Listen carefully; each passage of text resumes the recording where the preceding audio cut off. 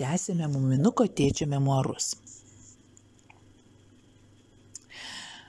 Arba mane išmes ant kranto pašėliška banga su jūros žole, apsivijusi ausį, ir Hemulė verks, ir gailėsis, ir įpuos. Ak, tai buvo nepaprastas trolis, gaila nesupratau šito laiku. Jau laidojau save, kai pajutau, kad kažkas labai atsargiai čiuptelėjo mano uodegos. Kiekvienas, kas turi uodegą, žino, kaip baiminėsi dėl šitos ypatingos puošmenos ir taip žaibiškai reaguoji, jeigu jie atsiduria pavojuje ar jai gresia įžeidimas. Nuvijau į šalį patrauklės svajones ir sukaupiau visas jėgas. Ryžtingai užsikapanojau ant ledo ir nušliaužiau į krantą. Ten pasakiau pats savo, dabar aš patyriau nuotykį. Tai pirmasis nuotykis mano gyvenime. Arba tiesiog nebeįmanoma ilgiau pasilikti pas Hemulę. Imu savo likimą į savo letenas. Ištisą dieną mane krėtė šaltis, bet niekas nepaklausė, kodėl. Taigi mano pasiryžimas dar labiau sustiprėjo. Sutemus suplėšiau savo paklodį ilgomis juostomis ir sumazgiau iš jų virvinės kopečias. Pririšau jas prie lango rėmų. Klusniai pamestinukai žiūrėjo, bet nieko nesakė. Ir tai mane skaudino. Po vakarienės arbatos labai rūpestingai parašiau atsisveikinimo laišką. Jis buvo nesudėtingas, bet pilnas savo vertės pajautimo ir skambėjo šitai. Geroji Hemulė, aš žinau, kad manęs laukia dideli uždaviniai ir kad trolių gyvenimas trumpas, todėl iškeliauju iš jūsų namų, likite sveika. Nesirūpinkit, aš grįšiu pasidabinęs šlovės vainiku. Postscriptum, aš pasiėmiau skardinę moliūgų piurė. Viso geriausio jums linki trolis Mumis, kuris nėra toks kaip visi.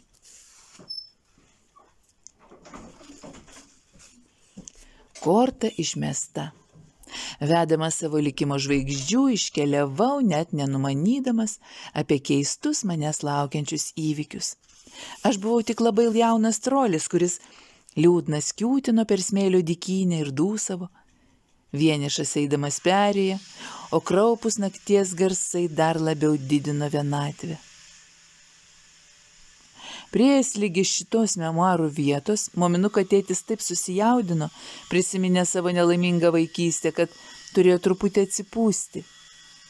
Jis užsuko plunksnakočio viršelį ir prie lango. Slėnyje tvyrojo tyla. Tik naktinis šiaurės vėjas šnebždėjo sode ir palei namo sieną ir atgal supavusi Muminuko kopečius. Aš dar galėčiau ir dabar pabėgti, galvojo tėtis, koks čia jau tas mano amžius. Jis patyliukai sukrizeno, paskui iškišo koją pro langą ir prisitraukė virvinės kopečias. Sveikas, tėti, tarė Muminukas pro gretimą langą, ką tu veiki? Mankštinuosi, sūnau, atsakė tėtis, tai naudinga. Vienas žingsnis žemyn, 2 aukštyn, vienas žemyn, 2 aukštyn, stiprina raumenis. Tik nenuvirsk, įspėjo Muminukas, kaip tau sekasi rašyti memuarus? Gerai, atsakė tėtis ir įkėlė savo drebančias letenas per palangę. Aš ką tik pabėgau iš pamestinukų namų. Hemulė verkė, labai graudi scena. Kada skaitysi, paklausė Muminukas. Greitai. Netrukus aš rašysiu apie upinį laivą, tarė tėtis. Pasiutiškai smagu skaityti, ką pats parašai. Tikrai, pritarė Muminukas žiovaudamas. Na, tai iki pasimatymo. Iki. Pasakė jo tėtis ir atsuko plunksnakočio viršelį. Na gerai, kur aš sustojau? Taigi, aš pabėgau, o vėliau rytą, ne, tai bus dar vėliau, aš turiu aprašyti pabėgimo naktį. Ištisą naktį keliavau per nepažįstamą niūrų kraštą. Man ir dar ir dabar, nors praėjo šitiek laiko, gaila savęs. Aš nedrįsau sustoti, nedrįsau apsidairyti. Kas žinojo, ar nepasirodys kokia pabaisa patamsyje? Pabandžiau uždainuoti. Koks nehemuliškas pasaulis šis. ritmetinį pamestinukų maršą, bet mano balsas taip drebėjo, kad tik dar labiau įsibaiminau. Naktis buvo apniukusi, tirštos ūkanos lyg avižinė Hemulės košė šliaužė per plynę ir vertė krūmus ir akmenis į beformius baubus, jis linko prie manęs, tiesė rankas. Kaip aš savęs gailėjau. Net nemaloni Hemulės draugija dabar būtų mane patenkinus.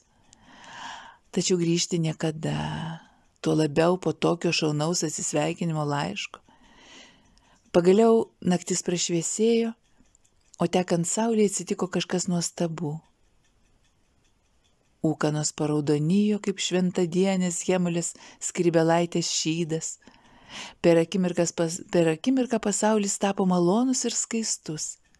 Stovėjau tartum įbestas ir žiūrėjau, kaip dingsta naktis. Man užgniaužė kvapą. Tai buvo pirmasis mano rytas, nuosavas ir asmeniškas. Brangus skaitytojai, spręskite patys, su kokiu džiaugsmu ir triumfu aš nuplėšiau nekenčiamą kortelę nuo savo uodegos ir nusvedžiau toli į Viržius.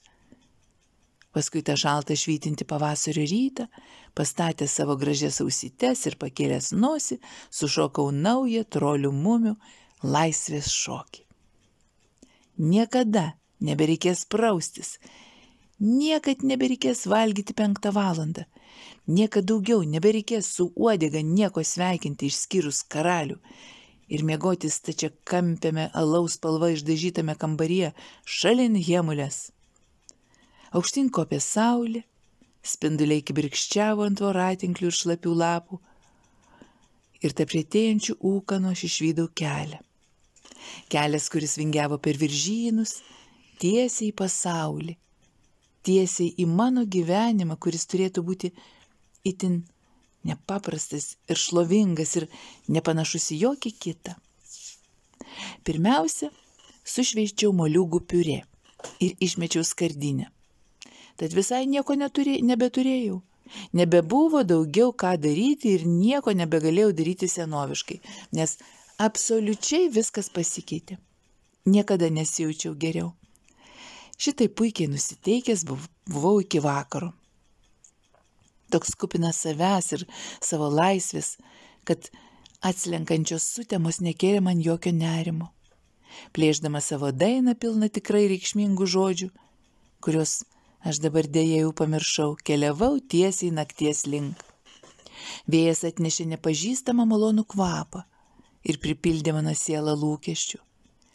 Aš nežinau, kad tai miško, samanų, papartynų ir galybės didelių medžių aromatas. Kai pavargau, susiraičiau į kamuoliuką ant žemės, pasikišęs sušalusias letenėles po pilvu. Gal vis dėlto neverta kurti namų Hemulių pamestinukams? Juk jie pametami labai jau retai. Valandėlę gulėjau ir svarsčiau, ar negeriau likti nuotykių ieškotojų, nei išgarsėti. Pagaliau nusprendžiau tapti garsiu nuotykių ieškotojų. Ir jau migdamas pamaniau, rytoj. Kai pabudau, žvilgsnis užkliudė naują pilną žalumos pasaulį. Žinoma, aš tikriausiai nepaprastai nustebau. Niekad anksčiau juk nebuvau matęs anei medelio. Medžiai buvo tokie aukšti, kad net svaigo galva. Tiesus, lyg ietis, jie laikė savo žalią stogą. Medžių laja vos supavosi ir švytėjo nuo saulės. O paukščiai purpčiojo šen ir ten, čiulbėdami iš pasitenkinimo. Pastovėjau valandžiukį ant galvos, norėdama susikaupti. Paskui sušukau: labas rytas, kam priklauso šitoj graži vieta? Čia tikriausiai nėra Hemulių.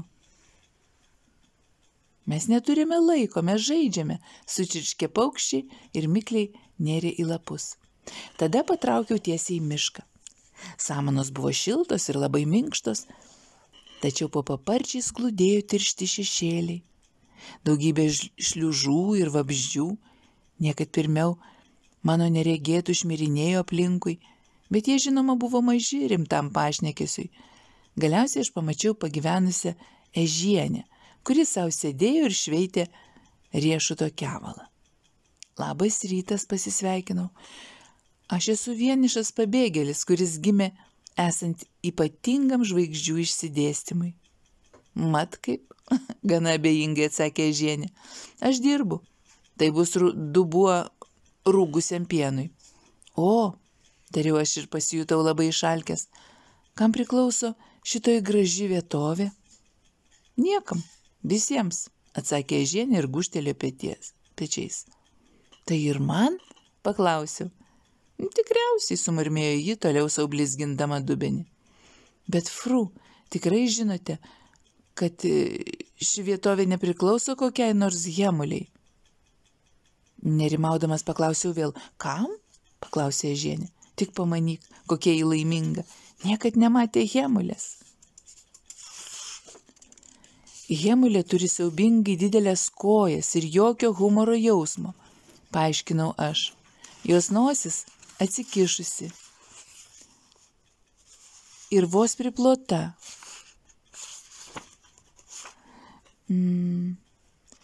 O plaukai auga nenusakomais kuokštais.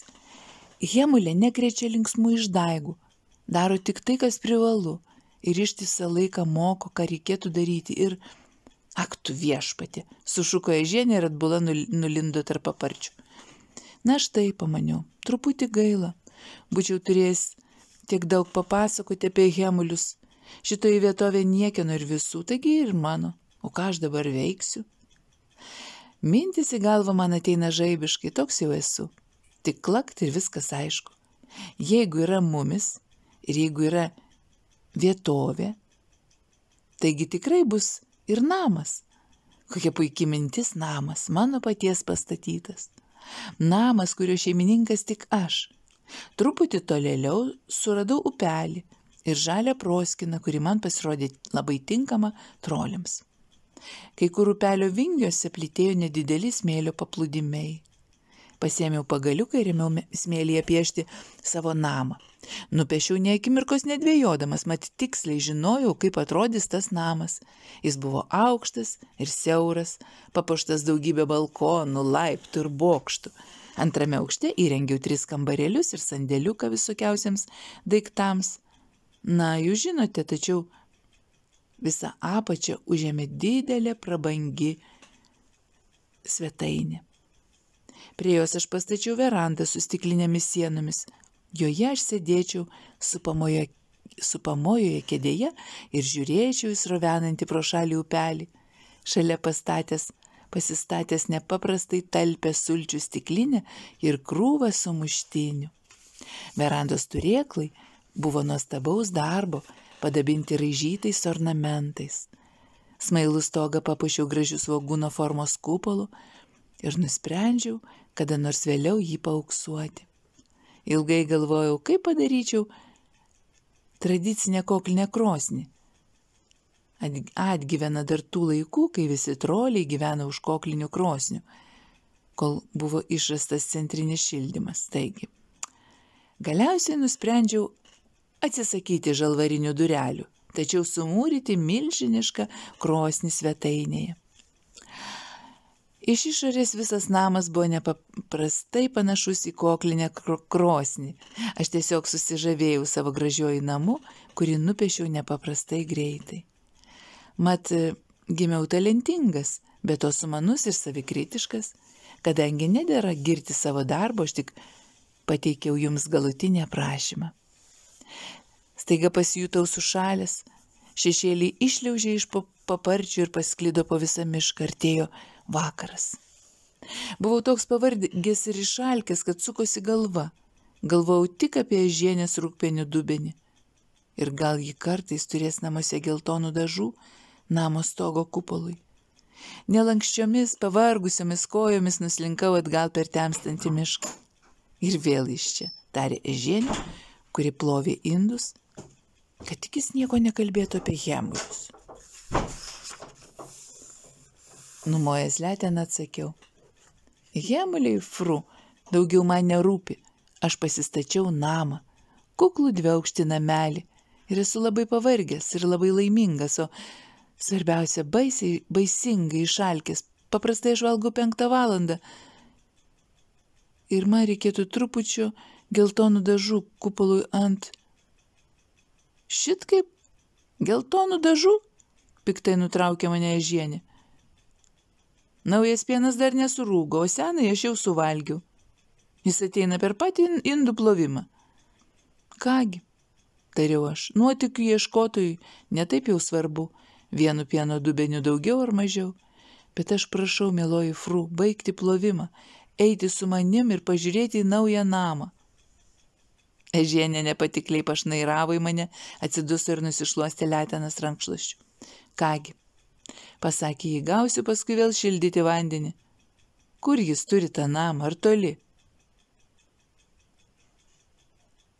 Ėjau pirmas ir beinant bjaurus įtarimas ėmė kilti man nuo padų vis aukštyn ir net lygi pilvo, mudu pasiekėme upelį. Na? Paklausė Ežienė. Gerbiamoji Fru, gailiai išlemenau ir bakstelėjau į namą smėlyje. Tokį aš įsivaizduoju savo namą. Verandos turėklai raižytų ornamentų. Jeigu Fru paskolinsite man piliukelį fanerai, buvau visai suglumęs. Brangus skaitytojai, aš buvau taip įsijautęs į namo statybą, kad iš tikrųjų maniau, jog jis gatavas. Tai neginčiamai liudija nepaprastą vaizduotę, savybę, kuri ateityje uždės antspaudą mano gyvenimui, taip pat gyvenamajai aplinkai.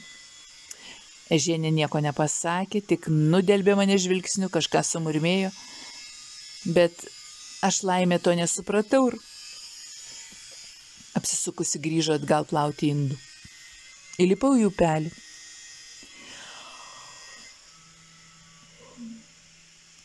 Ir nieko negalvodamas pradėjau bristi vėsiu vandeniu.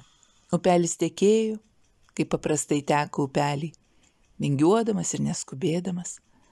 Kartais vanduo buvo skaidrus ir seklus, o dugne pilna akmenukų. Kartais pagilėdavo ir pasidarydavo tamsus ir ramus. Raudona saulė kybojo žemai, žemai, ji sušvisdavo man pro pušų kamienus. Aš prisimerkdavau ir bridau tolyn. Paskui vėl žybt, man šovė į galvą nauja mintis. Jeigu aš iš tikrųjų pasistatyčiau namą šitoje gražioje pievoje, pilnoje gėlių, tai juk susigadintų visą pievą. Ar neteisybė? Namą reikėtų statyti šalia pievos, o šalia pievos namui maža vietos. Ar jūs suprantate? Tik pamanykit, aš tapsiu namo savininku. O ar gali namo savininkas kartu būti ir nuotykių ieškotojas? Anaiptol ne, pasakyčiau. Toliau, tik pamanykit, visam savo gyvenimui aš gaučiau tokį kaimyną kaip Ežienė. Tikriausiai jį priklausė didelė Ežių giminiai, kuri matyt tokio pat būdo. Iš tikrųjų, aš išvengiau 3 didelių nelaimių ir turėjau būti nepaprastai patenkintas. Dabar, praėjus kiek laiko, namo statybą aš priskiriu prie pirmųjų stiprių savo įspūdžių ir manau, kad ji turėjo dideliausios reikšmės mano vystymuisi. Žodžiu, nepraradęs laisvės ir savigarbos, aš bridau toliau upeliu, kol mano mintis nutraukė linksmas teškenimas. Upelio vidury sukosi dailus vandens ratas, padarytas iš medinių kuoliukų ir menčių. Suglumęs sustojau. Netrukus išgirdau, kaip kažkas pasakė. Tai eksperimentas, tachometras. Aš prisimerkiau priešais raudoną saulę ir išvydau baisiai didelės ausis kyšančias iš mėlynojų. Su kuo turiu garbės? Paklausiau aš. Aš Fredriksonas, atsakė didžiausias. O kas tu toks? Trolis mumis, atsakiau, bėglys gimęs esant ypatingam žvaigždžių išsidėstymui. Kaip? Paklausė Fredriksonas, aiškiai susidomėjęs. Ir aš nepaprastai apsidžiaugiau, nes tai buvo pirmas kartas, kai man buvo duotas išmintingas klausimas. Žodžiu, išlipau iš upelio, atsisėdau šalia Fredriksono ir nė kartelio nepertrauktas papasakojau apie visus požymius ir lemtingus ženklus, kurie lydėjo mano ateimą į pasaulį. Papasakojau apie dailią pintinėlę, kurioje Hemulė mane surado, papasakojau apie klaikų jos namą ir apie tai, kad niekas manęs nesuprato. Paskui aš toliau išdėsčiau apie nuotykį ant pavasarinio ledo ir dramatišką pabėgimą ir aprašiau siaubingą kelionę per dykvietę. Galiausiai pareiškiau Fredriksonui, kad nusprendžiau tapti nuotykių ieškotojų. Istorija su namu ir ežienė man neberūpėjo, reikėjo skirti visą dėmesį pasakojimui. Fredriksonas klausėsi labai rimtai. Ir kaip tik ten, kur reikėdavo, sukarpydavo ausimis. Kai nutilau, jis ilgai galvojo ir galiausiai tarė: keista. Labai keista. Taigi ir aš taip manau, pasakiau aš dėkingas. Hemuliai nesimpatingi, pareiškė Fredriksonas.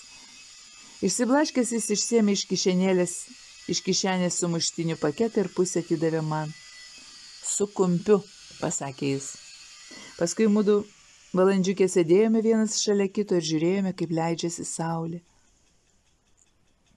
Per visą tą ilgą laiką, kai draugavau su Fredriksonu, aš dažnai stebėjausi, kad jis sugeba nuraminti ir įtikinti visai nereikšmingais, neskambiais žodžiais. Nors gal ir keista. Aš manau, šiaip ar taip toliau apie tai dar pakalbėti. Kad ir kas ten būtų, diena pasibaigė gražiai ir aš rekomenduoju kiekvienam, kam ant širdies neramu, stebėti dailaus darbo vandens ratą, kuris sukasi upelyje. Pasigaminti šitokį ratą vėliau aš išmokiau savo sūnų Muminuką.